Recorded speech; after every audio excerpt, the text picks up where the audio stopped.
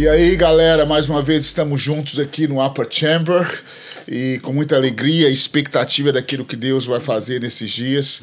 E hoje eu tô aqui com um cara de volta, um amigão macho do Ceará, o profeta, apóstolo, é apóstolo agora também, você que era apóstolo, profeta, homem do fogo, Pentecoste, Rafael Conrado. Bom demais estar com você, Rafael, bênção demais. Cara, sempre um prazer, Júlio, sempre um prazer estar contigo, sempre um prazer estar sentado aqui nessa mesa e rever você, a April, a gente tem uma aliança. Aleluia. E eu falei, vamos tentar arrumar um tempo pra gente gravar alguma coisa. Amém. E a gente tem um problema, que a gente começa a conversar tanto antes do podcast, a gente resolveu vários problemas da igreja aqui, antes de começar a gravar. E o Valtinho corrige nossa teologia, e aí a gente vai sendo alinhado aos poucos. Certo, aleluia. Antes da gente continuar, dá um like aí e se inscreve no nosso canal, indica esse vídeo para alguém, eu sei que vai edificar a sua vida e vai te abençoar de uma forma tremenda. Aleluia. Vamos lá, vamos embora. Deixa eu começar uma coisa aqui que está há alguns dias no meu coração e ouvindo a sua palavra ontem, foi bem forte, você citou alguma coisa que estava muito forte no meu coração. Há mais ou menos algumas semanas, isso está bem forte dentro de mim. E nesses 2 dias atrás, tinham os meninos do Unite to Ignite estavam gravando. E eu lembrei, eles estavam falando sobre o som do céu e a presença do Senhor. E o Senhor falou bem forte comigo, Júlio, eu quero, não sei se é loucura na minha cabeça, mas como se eu falasse assim, eu quero restaurar o temor do Senhor na minha casa. Uau. E no momento onde a gente vive, nós vivemos um momento de tanta dor, de tanta confusão, de tanta falácia, de tanta loucura, né? Na mídia, em todo lugar que você passa, e é um dos momentos que nós mais precisamos de sabedoria como ministros, de sabedoria como líderes, de sabedoria como pais, sabedoria como filhos, sabedoria como nação. E a Bíblia diz que o princípio da sabedoria é o temor do Senhor. E eu estava falando com os irmãos que toda vez que aparece o som dos céus, um dos reflexos do som do céu é que há um temor de Deus espalhado. Eu lembro, eu citei aquele texto de Êxodo, capítulo 19, quando a trombeta começou a tocar de madrugada e a Bíblia diz que todo mundo começou a tremer de medo, né? Um som do céu veio e se encontrou com a terra e houve um batismo de temor muito forte, e é o que o Senhor tem falado conosco. E hoje de manhã, Rafael, eu estava lendo um texto, muito, isso aqui é assustador para mim, porque é um assunto delicado. Eu estava lendo um texto em 1 Samuel 26, quando Davi estava fugindo de Saul. Né? Aí já tinha acontecido um encontro com Davi, quando Davi encontrou Saul aliviando o ventre na caverna, e ele cortou um pedaço da orla dele. E agora, nesse capítulo aqui, Saul não desistiu de perseguir Davi e continuou perseguindo Davi para um tempão. Não quero ver se você me ajuda nesse texto. E aí, de repente, Davi está na mesma situação. Saul veio para matar ele e, de repente, Davi fala com os servos que estão com ele, né? Ele, Abissai e outros, eles descem no acampamento onde estava Saul, e eles entram ali na tenda de Saul. Saul estava dormindo e todo mundo adormecido. E aí Abissai, no versículo 8, Abissai vira para Davi e fala assim: Abissai rogou então a Davi e disse: olha, Deus entregou hoje o teu inimigo nas tuas mãos. Permite que eu atravesse com a sua própria lança e o encrave. Eu estava pensando, Davi matou o outro inimigo dele com a mesma arma do inimigo, que era Golias, né? Matou com a espada dele. E agora Deus parece que dá a oportunidade para Davi matar o seu arte-inimigo com a arma do seu próprio inimigo. Coisa interessante, né? E atravesse com a sua lança e o encrave no chão com um só golpe. Não precisarei dar um segundo golpe. Versículo 9, Davi diz assim: mas Davi respondeu a Abissai: quem levantaria a sua mão contra o ungido de Yahvé e ficaria impune? E disse mais Davi: tão certo como vive o Senhor, Yahvé mesmo o haverá de ferir, quando chegar a sua hora e ele morrer, ou quando no campo de batalha tombar morto. Ou seja, eu nunca tinha pensado nesse texto dessa forma. Davi, ele honra a unção. Ele sabe que Saul está desregulado, Saul é seu inimigo, mas ele fala, sabe de uma coisa? Eu sei de onde essa unção veio. Esse óleo é o mesmo óleo que está na minha cabeça. Veio de Samuel. É o mesmo profeta, é a mesma palavra. Eu honro a unção. E ele falou, mas sabe de uma coisa? Yahvé mesmo vai ferir o meu inimigo. Eu achei muito interessante que ele profetiza, dizendo, sabe de uma coisa, ele é ungido, mas diz para esse ungido que Yahvé vai ferir ele. Eu achei isso muito interessante. Em outras palavras, muitos de nós achamos que pelo fato de sermos ungidos, nós estamos isentos do juízo de Deus. Isso me sacudiu hoje de manhã, né? O cara pensa, não, eu sou ungido, então eu não toca no ungido de Deus. Quantas vezes a gente já usou essa palavra? Que ungido pode matar ungido. Né? Ungido pode matar ungido. E faz o que quer, né? Do jeito que quer. Isso. Mas Davi falou, sabe de uma coisa? Eu não toco no ungido do Senhor. Mas sabe de uma coisa? O Senhor toca no ungido. Isso aqui me assustou um pouco hoje de manhã. Me veio um temor sobre mim, Rafael, que Davi falou, sabe de uma coisa? O ungido não toca em ungido. Mas os ungidos têm um Senhor, e o nome dele é Yahvé. E sabe uma coisa interessante que eu estava olhando a palavra no original, fala, uma das traduções, ele vai soprar, ele vai ferir, ele vai soprar. E aí eu fui para Tessalonicenses, que diz, eu nem vou ler lá, porque assim, o Paulo diz assim, o anticristo ele vai destruir com o sopro da sua boca. Deus vai tratar, Deus vai trazer juízo. E eu pensei, sabe de uma coisa? Primeiro, nós precisamos reconhecer a unção. Segundo, aqueles que são ungidos, minha avó dizia uma coisa, põe a barba de molho. A gente precisa ser batizado de temor do Senhor. Porque sabe de uma coisa? O Senhor, olha o que Davi falou, o Senhor haverá de ferir. O Senhor e quando chegar a hora, ou o Senhor vai ferir ele, ou ele vai cair no campo de batalha. Mas eu não vou tocar nele. Mas eu estou ciente de que o jeito que ele está vivendo vai ter uma consequência. Isso. Então isso me fez pensar assim, será que os ungidos nesses dias têm entendimento de que pelo fato de que tem azeite na sua cabeça não é justificativo você fazer o que você quer? Nós que somos ministros, e quando você falou ontem sobre temor do Senhor, eu falei, sabe uma coisa, Senhor? Os líderes são os primeiros que precisam ser batizados com esse temor do Senhor. E aí, para terminar aqui, para jogar para você me falar um pouco sobre temor, é um texto em Atos, acho que é capítulo 23, onde Paulo está sendo questionado. O sumo sacerdote Ananias manda o pessoal, bate na boca dele aí. E aí bateram na boca de Paulo, espancaram a boca de Paulo. E aí Paulo vira e ele usa a mesma palavra de Davi. Ele fala, o Senhor te ferirá, parede esbranqueada. E eu, como um bom batista equilibrado, eu sempre achei que Paulo pediu perdão. Ô, gente, me perdoa. O bom batista até vai, mas o equilibrado... Um bom batista equilibrado que tem nas minhas raízes. E Paulo realmente falou, sabe de uma coisa? Você é o sumo sacerdote. Eu não estou liberando uma palavra, não estou te amaldiçoando, mas ele estava profetizando. Uau. Ele falou, sabe de uma coisa? O Senhor vai te ferir. Deus te colocou aí. Olha a palavra que ele fala. Deus te colocou aí para julgar corretamente. Deus te ungiu para fazer a coisa correta, não para pisar na bola.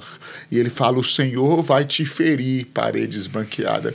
E aí no ano 66, aquele sacerdote que era conhecido como um dos sacerdotes mais violentos, ele matava todo mundo, batia em todo mundo, ele foi assassinado pelos seus próprios compatriotas. Ele foi preso porque ele foi acusado de muita violência, esse cara, e depois ele foi morto exatamente como Paulo, vamos dizer, profetizou, ele caiu, E eu estava pensando hoje de manhã, unindo com a palavra que você falou um pouquinho ontem, foi muito forte para mim, que eu creio que Deus quer trazer um batismo de temor de volta. Eu também creio. Para a igreja nesses dias. E olhando aqui, Davi, ele profetizou, falou, olha, eu não vou ferir, Davi. Interessante que Davi não pegou a lança, ele pegou a lança e ele pegou a água, né, de Saul, mas ele devolveu, como se ele dissesse: eu não preciso da sua lança para fazer meu ministério, eu não preciso da sua água, da sua palavra para viver meu ministério. Eu tenho as armas que o Senhor me deu. E falou: manda alguém aqui buscar que eu vou devolver, porque eu não vou usar as suas armas, Saul, e eu não vou usar a sua bilha. Vem cá e pega. Mas eu queria só jogar isso para você. Pegando o gancho, né, na realidade, já emendando o que você está falando, Júlio, o que Davi está fazendo é muito simples e objetivo, né? Porque a unção que te abençoa é a unção que te mata. Uau. Depende do teu posicionamento. Davi está entregando Saul para ser morto pela própria espada dele. Porque a palavra, a água que ele está devolvendo, a lança que ele está devolvendo, a palavra, aquilo que as armas de Saul, né? Davi devolve porque Saul vai morrer pela própria espada. A unção que te abençoa é a mesma unção que te mata.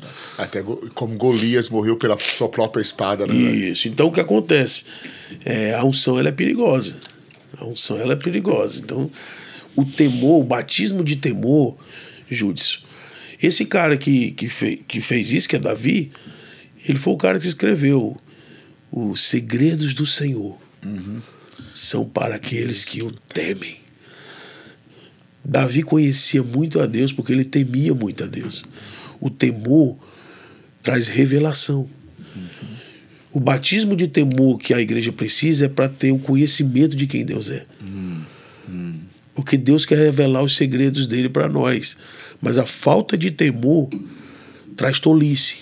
Porque se o princípio da sabedoria é o temor, a falta do temor traz tolice. É verdade. E aí você pega aquela unção que era para abençoar e você acaba matando ou se matando também. Claro. É a mesma água. A mesma água que salvou Noé e a família matou milhares. Uau, verdade.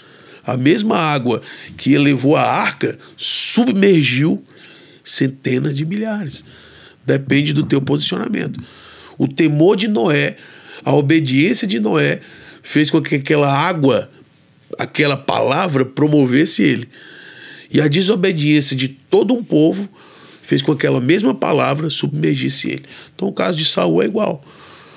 Davi, ele diz: cara, não precisa te matar. A própria unção vai te matar. A unção vai te matar. Uau. E a Yahvé vai diferir. Próprio Yahvé, porque a quem muito é dado, muito é cobrado. Então, devolve para ele, porque essa arma, essa mesma arma que eu estou devolvendo, ele vai morrer por essa arma. Então, eu acredito que esse clamor do seu coração, Júlio, é o clamor do coração de Deus hoje. Deus quer nos batizar de temor. Deus quer nos batizar de temor. Para que a gente não morra, né? Não morra, e para que a gente saiba os segredos dele. Acho que é o Salmo 25, né? Sim, Salmo 25. Então, Deus quer revelar os segredos dele, mas Deus não revela segredos para quem não teme. Porque quem não teme a Deus vai usar os segredos de Deus em benefício próprio. Quem não teme a Deus vai usar unção, e aí entra naquele campo da iniquidade, né? Que nós falamos ontem. Que eu tenho pensado muito sobre isso. Mateus 24, versículo 12, diz que por se multiplicar a iniquidade, o amor de quase todos esfriará. Eu estava pensando, meu Deus, que tipo de iniquidade é essa que vai esfriar o amor do planeta? Aí eu meditando, eu fui lá para Mateus 7, 22, 23, diz que muitos chegarão diante do Senhor e dirão: em teu nome eu profetizei, em teu nome eu expulsei demônio, em teu nome eu fiz maravilhas, e eu vos responderei explicitamente. Jesus responde: apartai-vos de mim, vocês que praticaram a iniquidade, eu nunca vos conheci. Vem cá, essa iniquidade aqui é de líderes, profetas, mestres, porque nós vivemos hoje numa geração de mestres. Jesus é o pão vivo que desceu do céu. Sim ou não? Sim. E o que é que se faz com o pão? Quando Jesus pega o pão, ele faz o quê? Ele parte o pão. Ele parte, ele dá graças e ele reparte, sim ou não? Só que existe uma geração de mestres que está fatiando o pão, industrializando e vendendo. Uau. Uau. O pão ele tem que ser partido e repartido, cara. E quando eu parto o pão e reparto o pão, ele vai se multiplicar.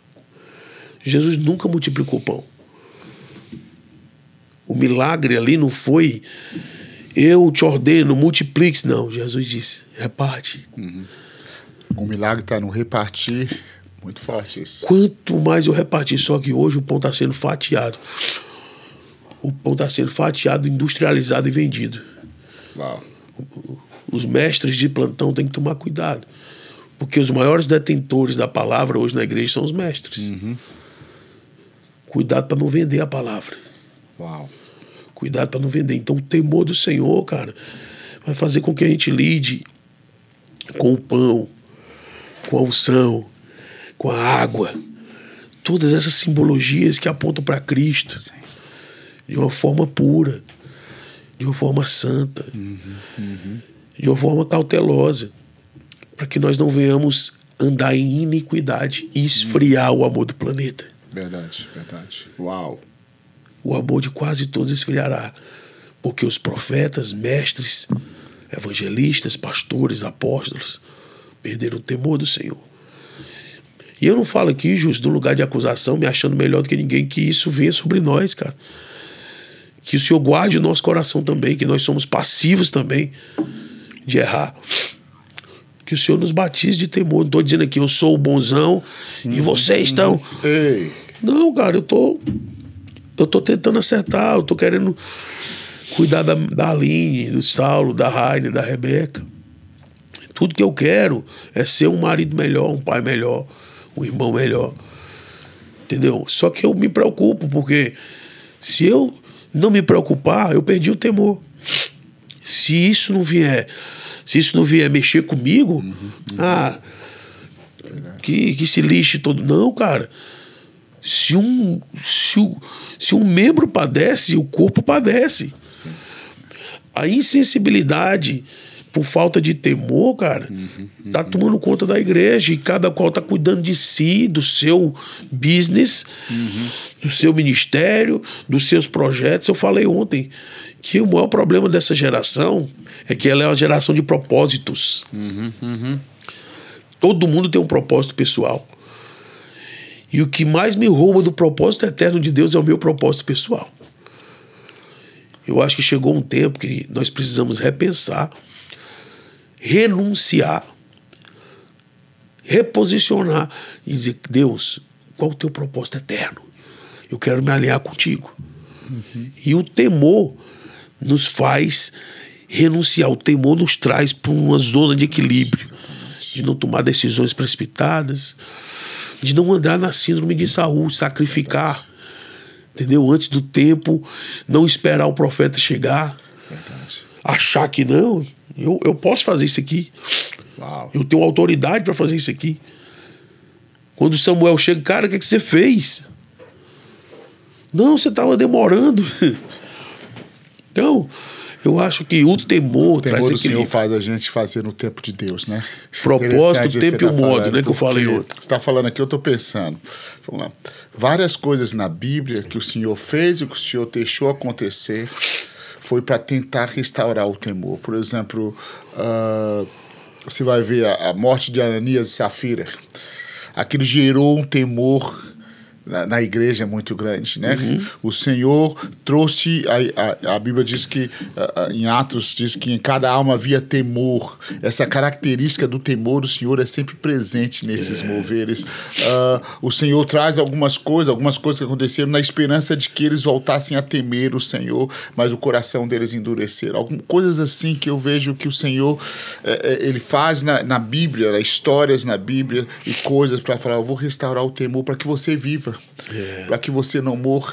Por exemplo, a morte de Uzá, que você citou ontem, né? Isso. Quando ele morreu, trazendo... Gerou temor no coração de Davi. Gerou temor no coração de Davi. E esse temor no coração de Davi fez com que ele... Achei muito interessante que você falou que ele, como é que fala? Sacrificou. Ó, toda a gente me ligando aqui. Ó. Ai, eita glória.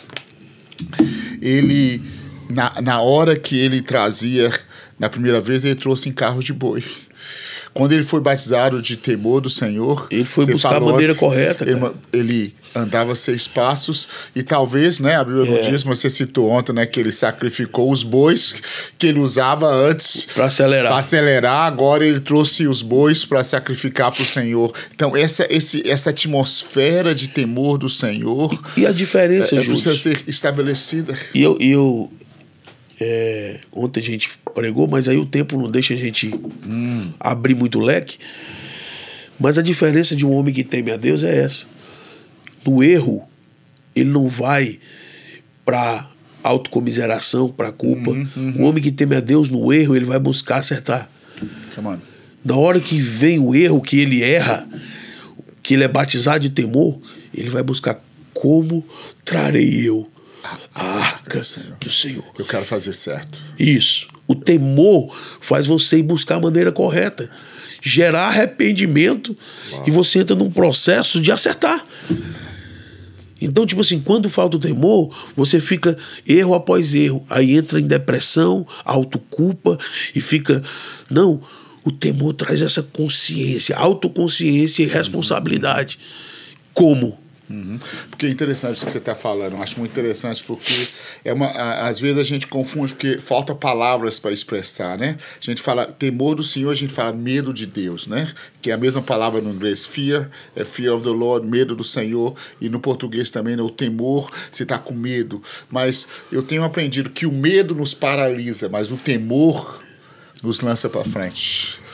Interessante isso, né? Uma coisa é o medo te paralisa, mas o temor te leva a fazer com excelência, te leva a fazer com ousadia, te leva a fazer da maneira de Deus, como Davi levou, né? Então, eu tenho entendido isso, não sei se faz sentido. Eu costumo ver o medo e o temor, eu gosto de explicar muito ali, quando Moisés sobe o monte. Fica um povo com medo no pé do monte e fica um cara com temor subindo o monte. Moisés temia a Deus e o temor faz ele avançar. O temor faz a gente avançar. O medo, o povo disse, Moisés, fale Deus contigo para que não morramos. Né? O medo faz você recuar. E eu costumo dizer que quem não sobe o monte constrói bezerro de ouro. Né? Mas Moisés temia ao Senhor. E o temor que Moisés tinha fazia ele... E Deus dizendo para ele, cara, você vai morrer. Nenhum homem me viu e permaneceu vivo. Verdade. Mas eu quero te ver. Verdade. Porque Davi não ficou com medo, ele ficou com temor. Por isso ele voltou para a arca. Ele falou, vamos trazer a arca de novo. Mas dessa vez eu quero fazer da maneira de Deus. Eu acho que isso é muito forte. O temor nos faz avançar. Nos faz avançar. O medo nos faz recuar. E assim, o medo, quem anda no medo, anda na síndrome de Adão. Tem um texto aqui que eu gosto dele, 2 Coríntios 11:3. Paulo fala algo muito extraordinário aqui. Paulo diz, mas receio que assim como a serpente enganou a Eva, e com a sua astúcia, assim também seja corrompida a vossa mente, e aparte-se da simplicidade e pureza devida a Cristo. O que aconteceu? A serpente iludibriou. Outro dia eu estava em Boston e eu sonhei pregando. E eu acordei falando uma frase. Eu pregava umas palavras que eu nunca tinha falado antes. E eu, no sonho, eu estava impressionado com o que eu falava. De onde eu tirei isso, cara? O que está acontecendo comigo? Eu acordei falando. E eu acordei falando. Entendimento, discernimento, posicionamento, resposta. Uau. Isso ficou ecoando, Júlio. Uau. Entendimento, discernimento, posicionamento, resposta. Aí eu me ajoelhei e disse, Deus, eu preciso saber o que é isso. Ficou ecoando dentro de mim. E Deus trouxe a vida de Adão e a vida de Davi. Uau. Deus trouxe. E esse texto que Paulo libera, ele traz a condição que em Gênesis 3, você vai ver o processo da queda ali. Você vê quando Deus entra no jardim e diz, aonde tu estás?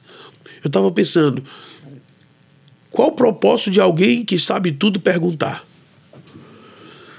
Ele é onisciente, ele sabe tudo. Aquela pergunta, onde tu estás, é uma oportunidade de arrependimento. Verdade.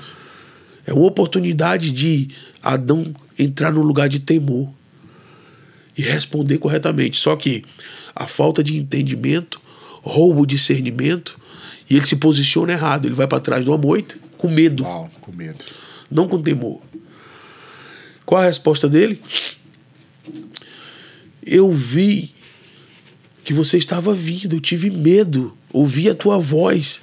Ou seja, o medo faz com que você se esconda da voz que te abençoa, que te direciona.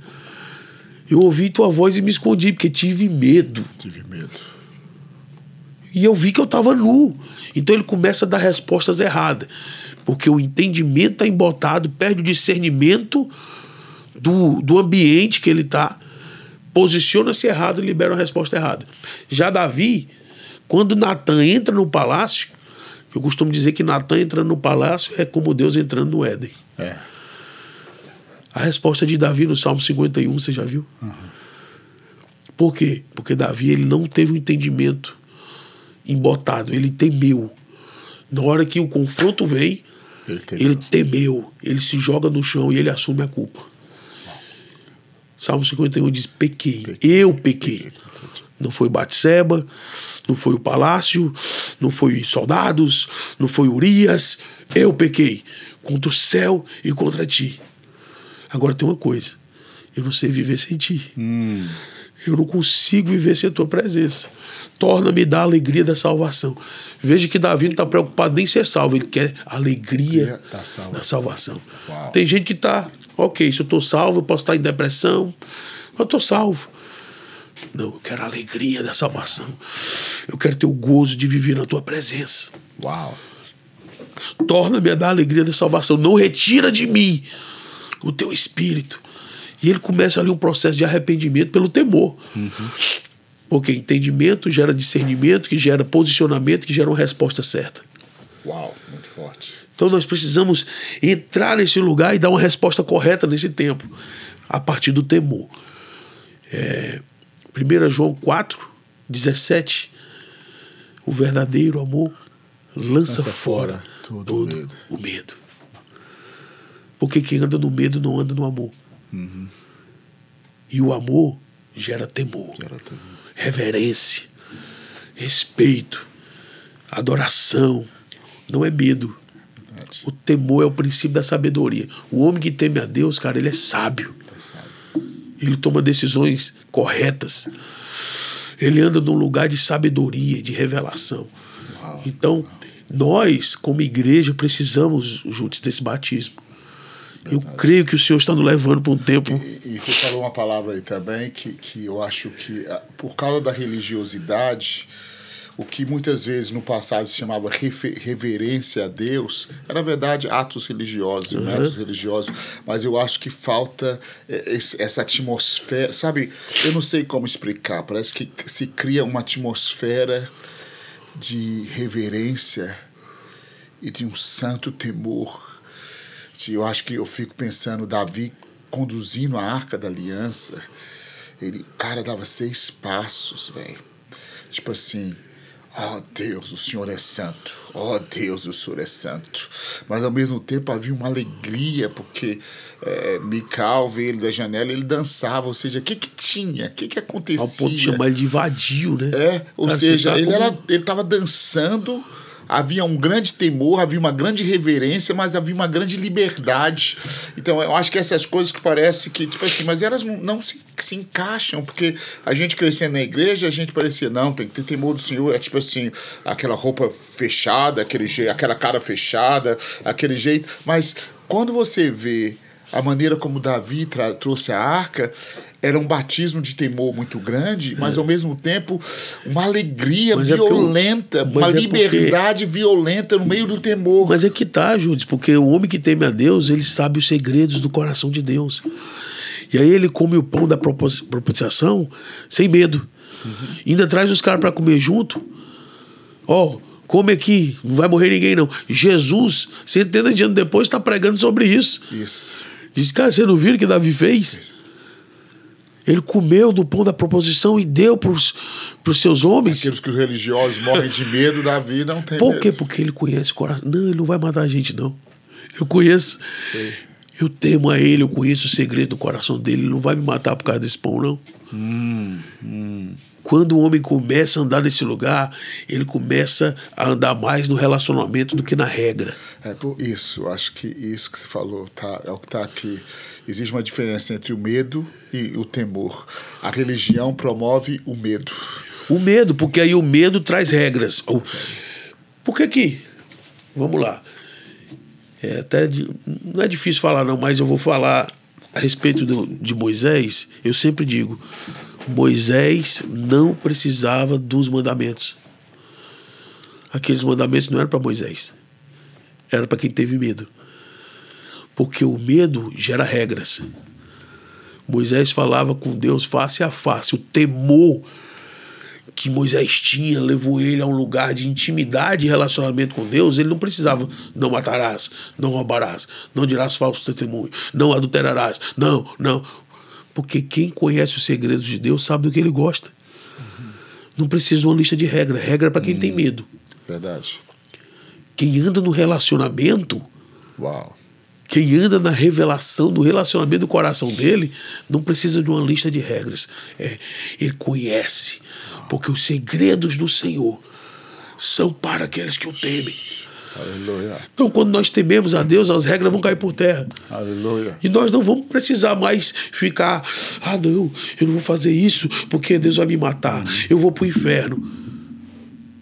Um certo homem falou, não lembro o nome dele, um certo homem falou isso, né? Se eu te adorar por medo do inferno, me lança no inferno. Uau. Você é louco. Se eu te adorar por interesse no céu, retira-me do céu. Uau. Mas se eu te adorar por quem tu és, não esconda de mim a tua face. Uau, muito forte isso, né? Então nós precisamos, Júlio, de entrar nesse lugar de conhecer a Deus. Aquietai-vos. Sabe por que a gente não conhece Deus? Porque a gente não se aquieta. Aquietai-vos e sabei que eu sou Deus. Agora deixa eu fazer uma pergunta e eu quero entrar no outro assunto. Fácil, pergunta fácil, por favor. Fácil, mas... alguém está nos assistindo e falando, Judson, eu quero esse batismo de temor. Como você tem que ter uma catástrofe na minha vida, como aconteceu com Davi, tem que acontecer Ananias e Safira morrer para restaurar o temor. Como que eu recebo isso? Como que eu encontro? Porque eu quero os segredos do Senhor. Uau. Eu quero... Como que o homem adquire o temor do Senhor? Eu particularmente, Júlio, acredito no processo. Deus é um Deus de processos. Nós vivemos na era digital. Dos likes, dos links, dos downloads, dos uploads. Mas Deus é um Deus de processo. Primeiro a erva, depois a espiga, depois o grão cheio na espiga. A vontade é boa, ela é agradável, ela é perfeita. Jesus é o caminho, é a verdade e é a vida. As pessoas querem a vida de Deus, mas não querem entrar pelo caminho e ser confrontados pela verdade. Uau. É um processo. Jesus é caminho, verdade. Verdade liberta. E vida. Então eu acredito que o temor do Senhor é um processo onde eu busco, onde eu me aproximo.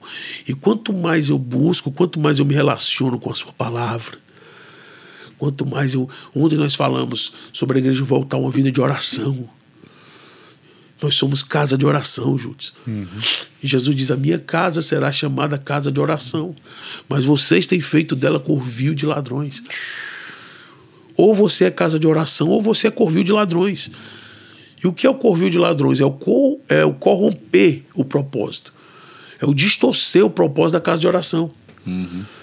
Então, se você é uma casa de oração, você precisa orar. Então, a vida de oração, uma vida de busca, de relacionamento vai gerando temor. Vai gerando temor. Não é da noite para o dia. Esse batismo de temor, eu acho que é um ápice de um processo que nós temos que viver. Então, eu creio que esse batismo vai acontecer, mas eu creio que nós precisamos já entrar no processo.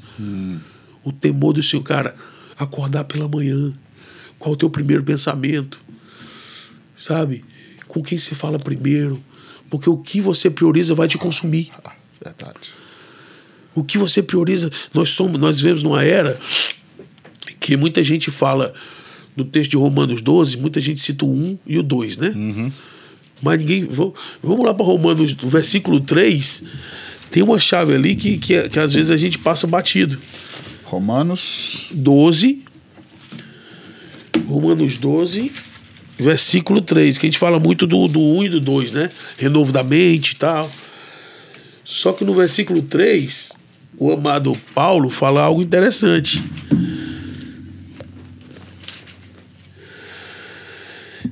Paulo diz assim, ó: pois pela graça que me é dada, digo a cada um dentre vós, que não saiba mais do que convém saber, mas saiba com moderação, conforme a medida da fé que Deus repartiu a cada um.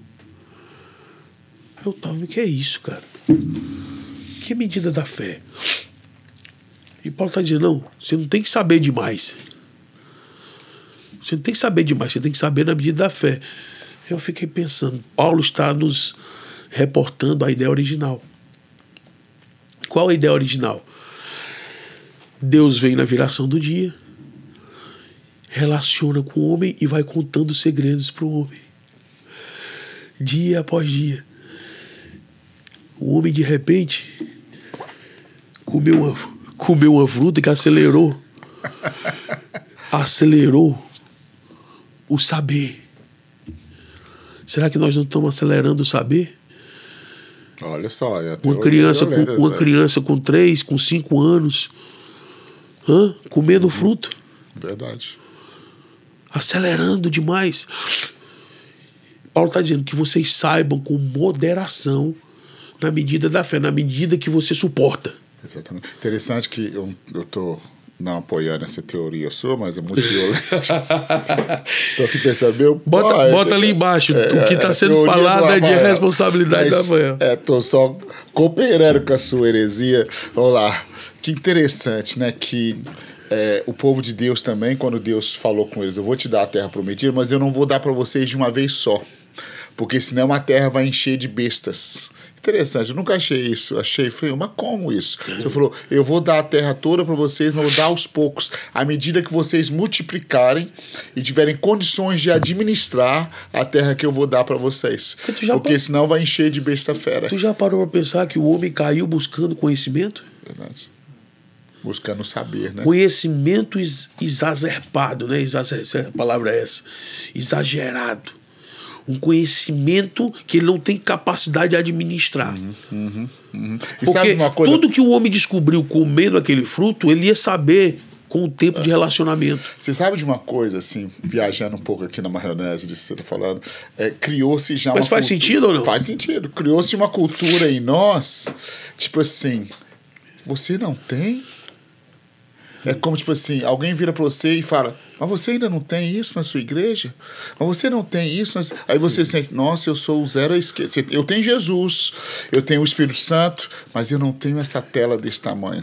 Eu não tenho essa cadeira, eu não tenho esse método. Então cria-se em nós uma sensação, tipo assim, eu ainda não tenho isso, então cria-se em nós. Eu acho que a serpente continua sussurrando nos nossos ouvidos. E roubando a simplicidade. Você tem...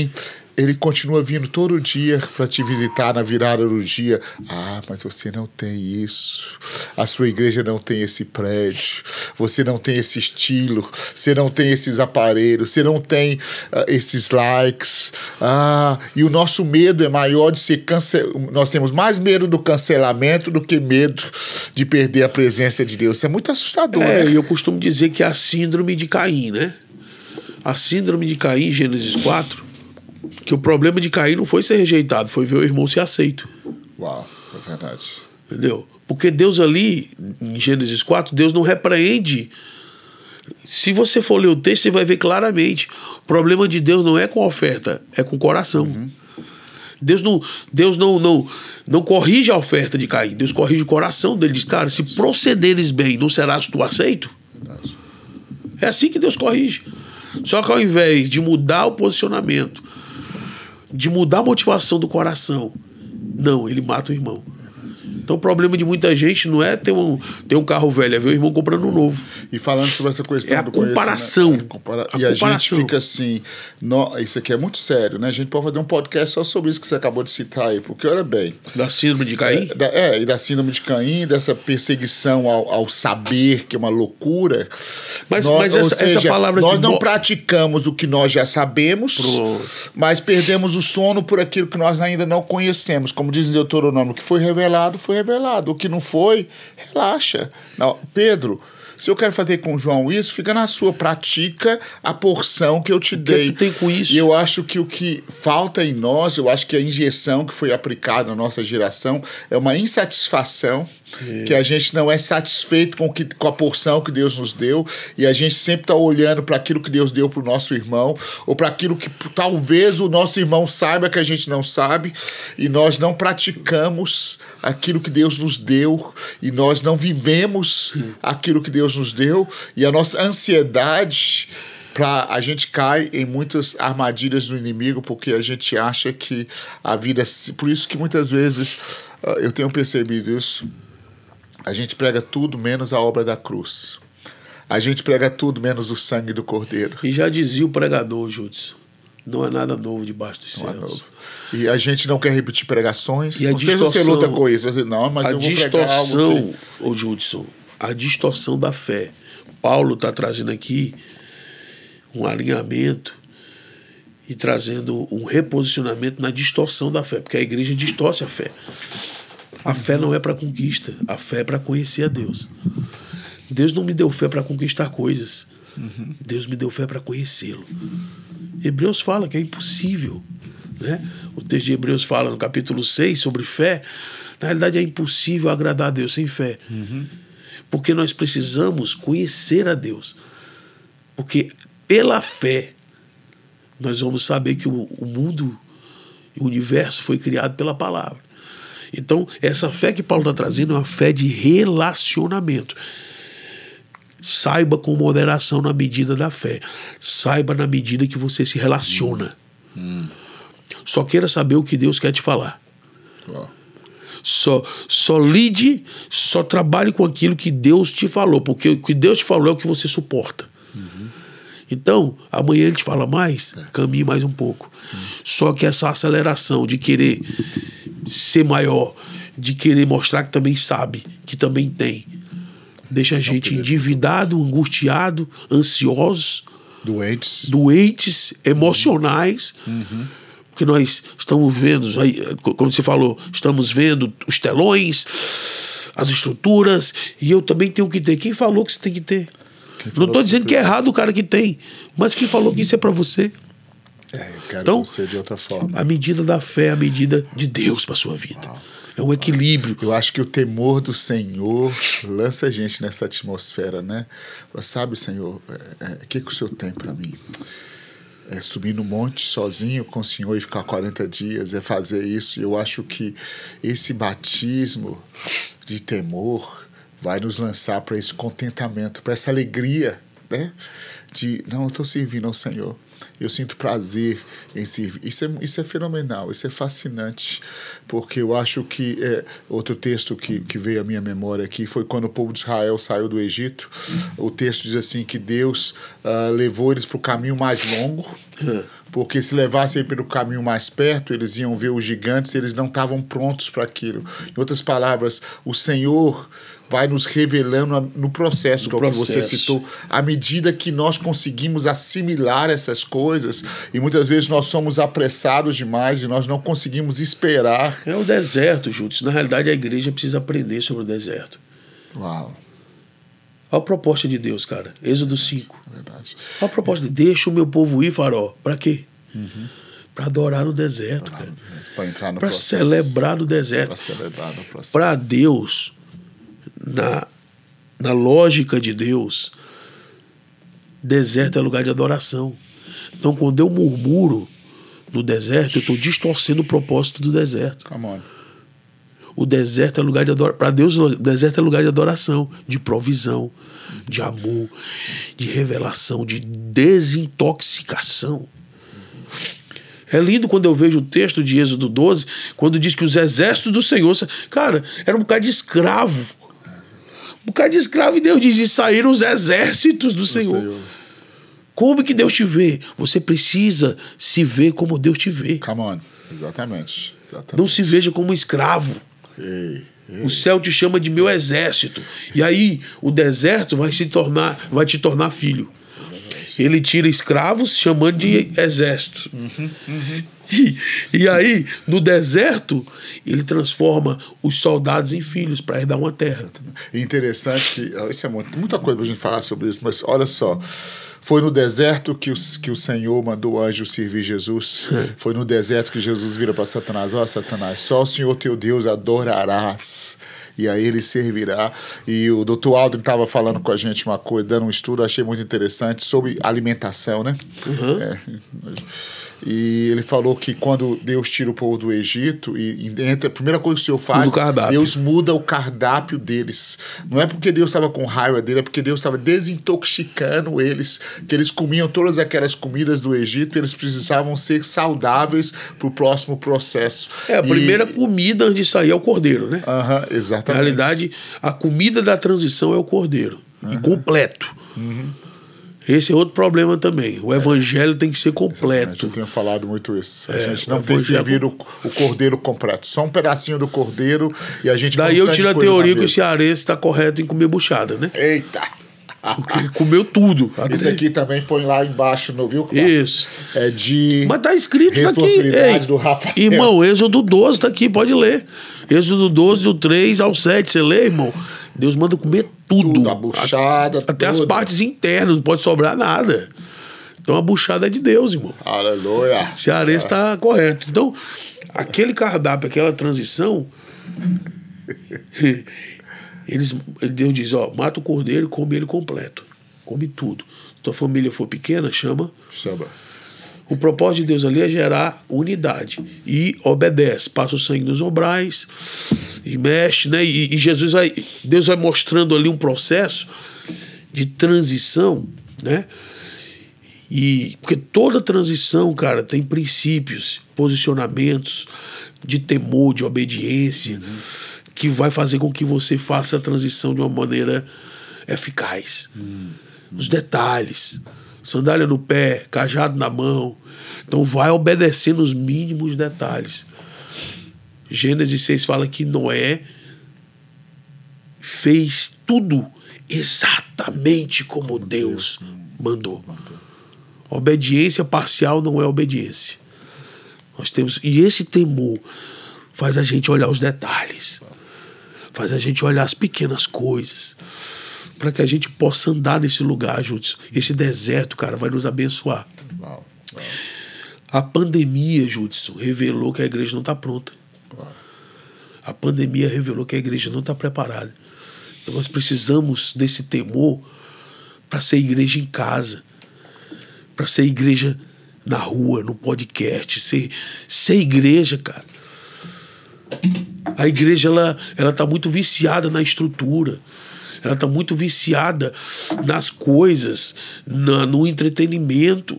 Nós precisamos ser igreja, conhecer a Deus, ter a sabedoria a partir do temor para se relacionar no tempo de caos.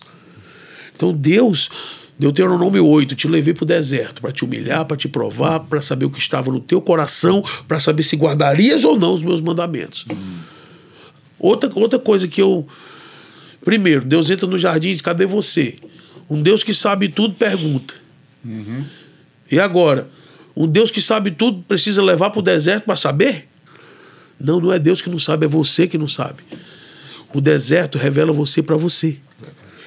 Quer saber que uma pessoa dá dinheiro, poder ou deserto para ela? Por isso que o salmista fala, antes de ser afligido, eu andava errado, mas agora eu guardo a sua lei. Nesse deserto, você fala, espera aí, velho. Não tem outro caminho, eu tenho que guardar a lei. Olha as coisas erradas na minha vida. É nessa hora que Deus nos revela, nossa, como que eu preciso do Senhor. E é aí que você se reposiciona. Porque Paulo fala que no deserto muitos morreram. Por quê? Porque tentaram a Deus, murmuraram, se prostituíram. Porque o deserto vai revelando motivação e vai provando o teu caráter. Ou você se alinha, meu irmão, depende do céu e vive nesse lugar de transformação para herdar, porque Deus não dá terra para menino. Deus não vai dar herança para soldado. Herança é para filho. Uau. Deus está nos levando para um lugar, sabe, de dependência. E aí, Paulo fala que a água saía da rocha, todos bebiam da mesma água e comiam da mesma comida. Só que alguns murmuraram, reclamaram, se prostituíram, tentaram a Deus. Então, qual o teu posicionamento mediante ao ambiente que você está? Deus está proporcionando, cara, a mesma palavra para todos. Uau. A água que sai da rocha é para todos. O maná que cai do céu é para todos. E no deserto, cara, os caras... Eu costumo dizer que aquele deserto, Júlio, literalmente era sombra e água fresca. Os caras nem sol pegavam na cabeça. Verdade, tinha nuvem. E tinha água fresca, meu irmão. Tu sabe quantos bilhões de litros saía daquela rocha? E a rocha acompanhava. Onde eles estavam, a rocha estava lá, cara. Mas tinha murmuração, reclamação. Então, o temor faz a gente celebrar, faz a gente se alegrar, faz a gente discernir, faz a gente, sabe, posicionar o nosso coração e dizer, não, cara, isso é Deus. Glória a Deus. Sabe qual é o problema da igreja? Que ela acha que está dando certo é Deus, tá? Acha que está dando errado é o diabo. Verdade. Nem tudo que está funcionando é de Deus, nem tudo que está dando errado é do diabo. É verdade.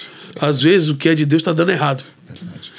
Diga Balaão, né? Pronto. O jumentinho empacou, deve ser o diabo. Não, é Deus, meu filho. Mete o pau no jumento, espanca o jumento. Não, cara, a gente está espancando o jumento quando está falando, para, filho. Mas é porque quando falta Você temor, tá indo na direção quando errada. falta temor, falta discernimento. Aí a gente começa a espancar aquilo que veio para nos ajudar. Não, isso é violento. Falta temor, falta revelação, falta discernimento, falta sabedoria.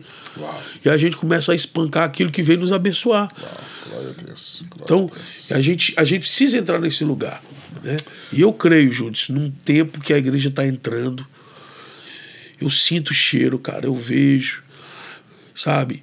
Eu não estou aqui na síndrome de Elias, só sobrou eu. Não, cara, eu sou mais um. Mas eu quero ajudar meus irmãos, eu quero ser ajudado, né? Eu estou aqui, cara, com você porque eu acredito, né? O pessoal fala muito isso, né? Já virou jargão. Acredito que você carrega. Não carrego lá nada, irmão. Negócio de carrego lá nada. Mas eu, cara, sabe o que eu vejo, cara? Eu vejo você como um homem que não perdeu essa simplicidade devido a Cristo.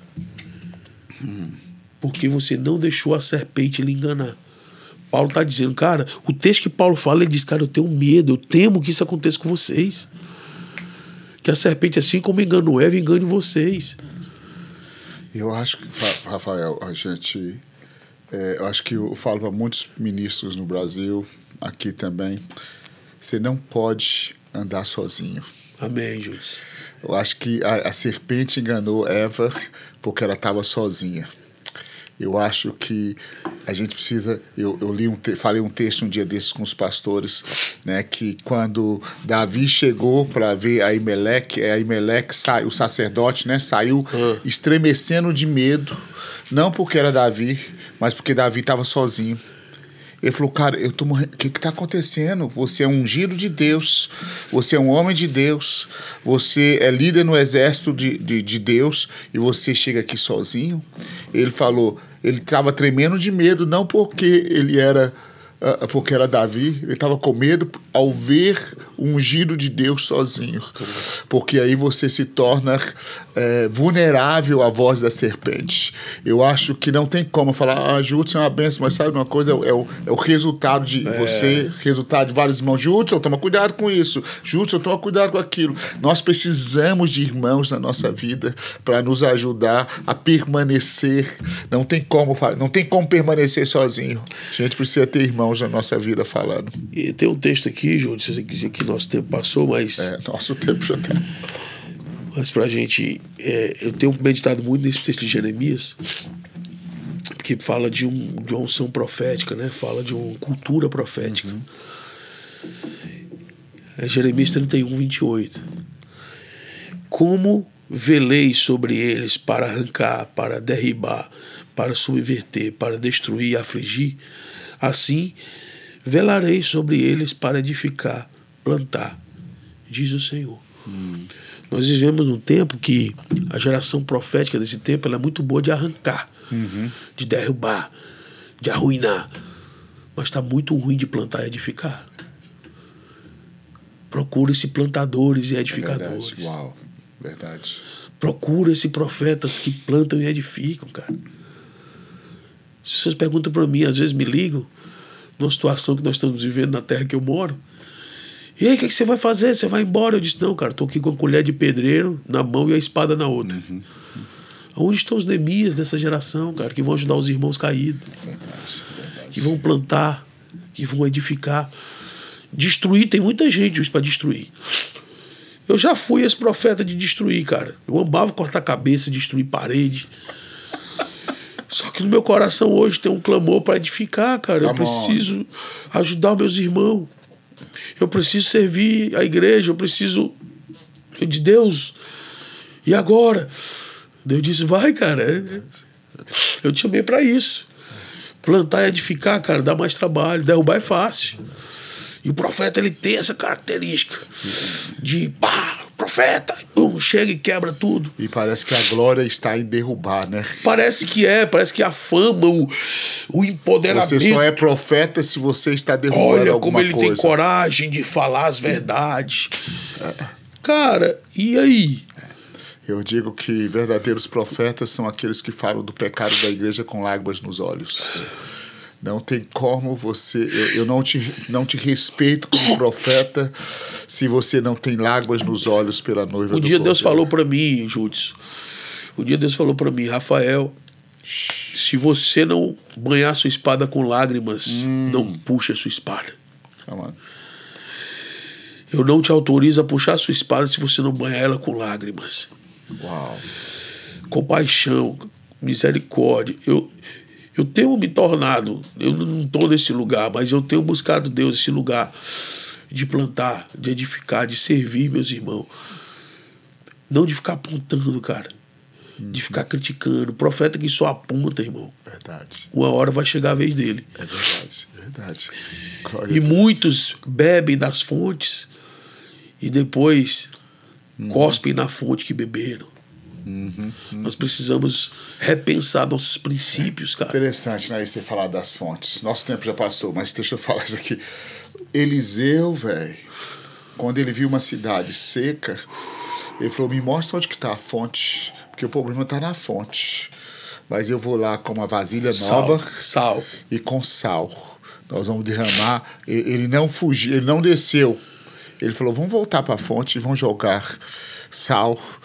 Vamos trazer uma vasilha nova, vamos fazer algo diferente e vamos profetizar algo novo, porque os princípios continuam lá, só precisa purificar a fonte, só precisa restaurar a fonte, só precisa lavar a fonte, só precisa profetizar sobre a fonte, que aí a água vai descer. Então eu creio que Deus está num processo de cura, de restauração, Ele está nos batizando com esse temor do Senhor. Eu creio que tanto a igreja no Brasil quanto a igreja nos Estados Unidos estão sendo sacudidas para voltar para esse lugar de temor.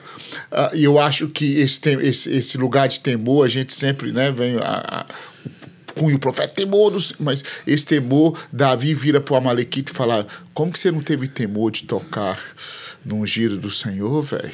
Por que você fez isso com Saul? Ou seja, ao mesmo tempo que ele tinha um zelo, ele fala, cara, não é essa maneira não é desse jeito. A revelação, Júdice, a revelação ela está gerando glamour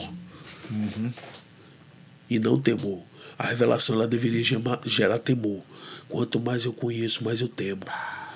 Mas está virando o glamour da revelação. Quem sabe mais? Quem sabe mais? Quem tem a última revelação? Meu Deus, que Deus. Tem que gerar temor. Quanto mais eu sei, cara, quanto mais Deus me revela, mais temor eu tenho que ter. O que eu vou fazer com isso, cara? Isso é o segredo do Senhor. Isso é o desejo do coração de Deus. E a turma não entende porque esse cara chamado Davi foi chamado segundo o coração de Deus. Ele descobria as coisas de Deus e tratava com zelo. E tratava com zelo. Interessante que Jesus ele não é chamado filho de Abraão, né? É verdade. Não é filho de Moisés, não é filho de Eliseu, de Elias, é filho de Davi. Verdade. Uma geração arrependida. Jesus não vem de uma linhagem perfeita, ele vem de uma linhagem arrependida. Arrependida. Isso é muito bom. Isso é muito bom. Meu pai, glória a Deus. Rafael, que Amém, bênção, cara. Não, a gente tem que marcar outro para fazer, velho, por não ficar um tempão falando sobre Amém, isso. mano. Creio que Deus está curando a igreja, está curando os profetas. Está curando a gente, né, cara? Está sarando a gente.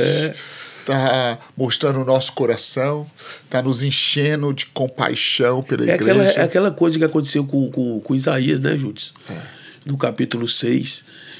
Do 1, veio 1, do 2, 3, ele vai dizer, ai de ti, beberrão, ai de ti, prostituta, ai de ti. No ano que morreu o rei Uzias, eu vi.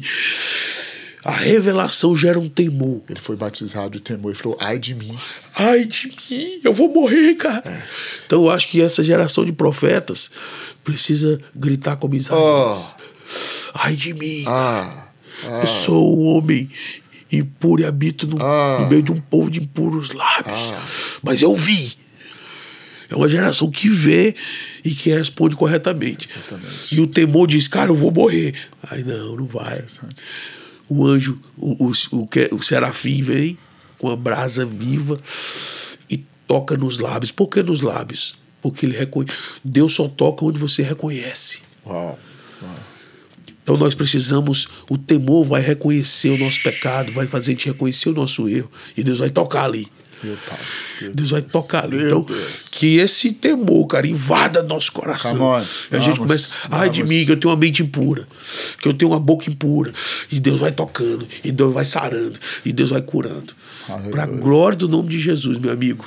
Vai acontecer, meu pai, glória a Deus, glória a Deus. Queridos, a gente tem que terminar, mas eu queria abençoar a sua vida. A gente precisa que você saiba que Deus está batizando a igreja com o temor do Senhor.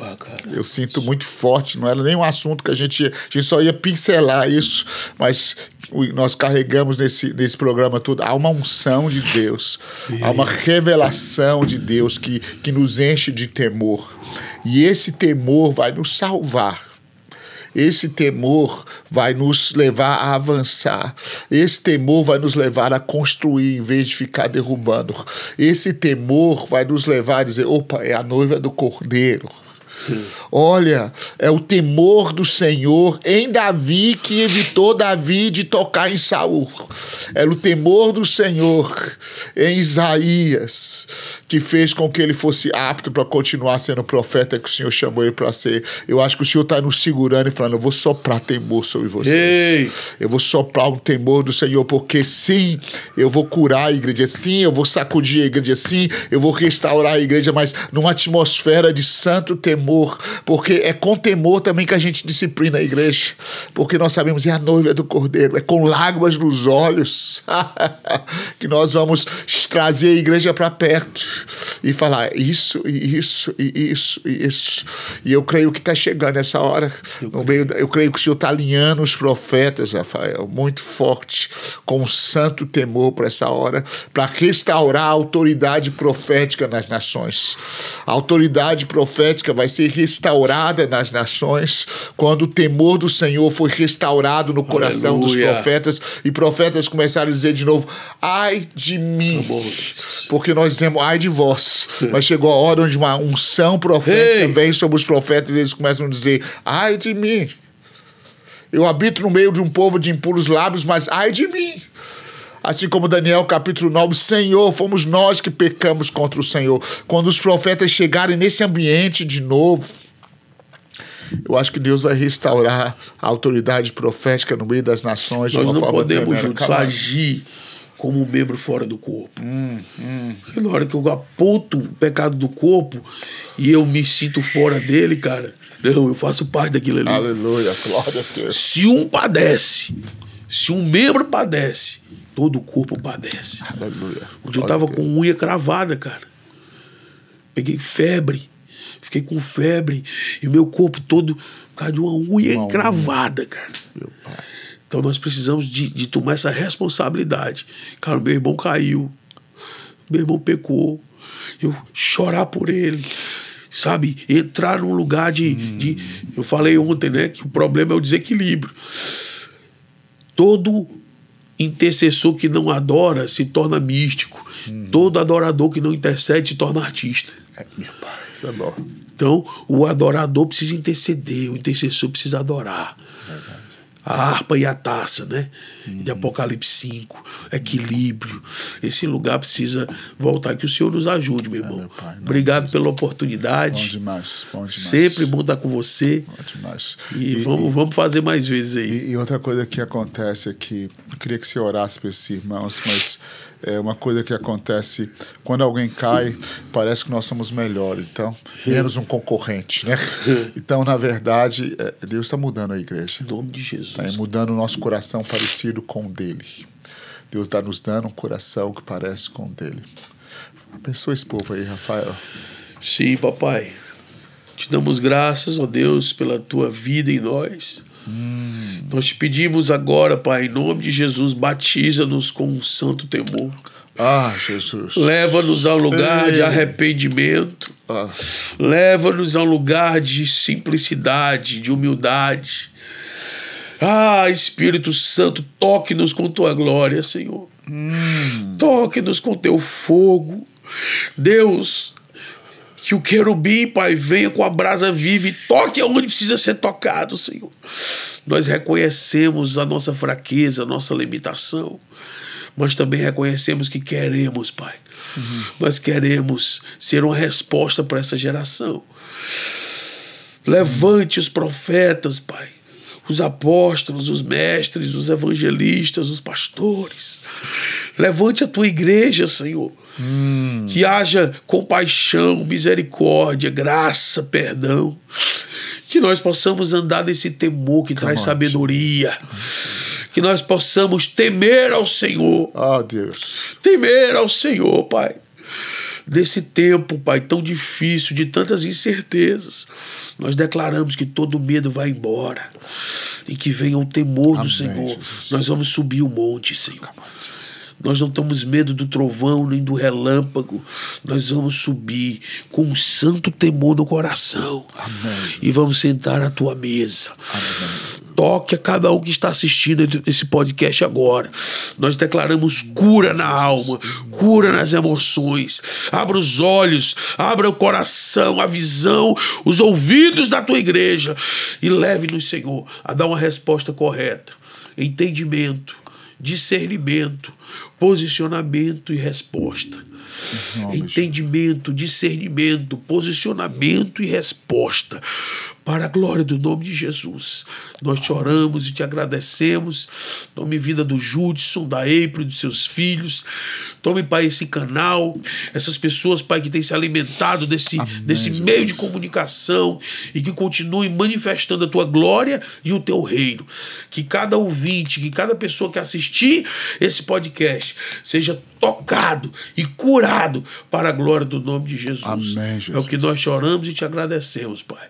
Amém. Amém. Obrigado, profeta. Bom demais, gente. Um beijão. Deus abençoe vocês. Obrigado, Valtinho. Um abraço. Dá um like. Valeu. Aí. Manda esse vídeo para alguém. Um beijão.